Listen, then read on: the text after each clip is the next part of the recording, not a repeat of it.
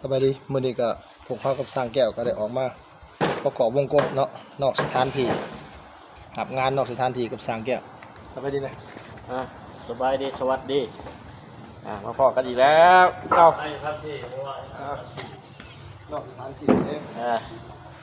ได้ฝากติดตามช่องไปเลยฝากเด้อเพื่อนยังคงหาร่อยเนาะโอ้ยมาบ่ได้แล้วก็ได้ห้องเขาจะมาลงคลิปเจนหนึ่ง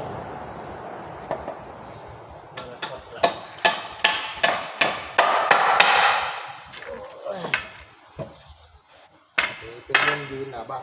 วงช่องเดียว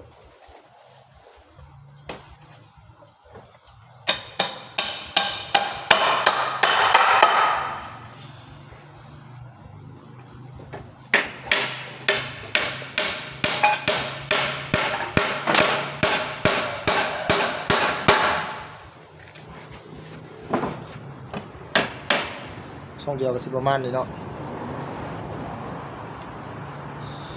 กว้าง80สูง2 เมตร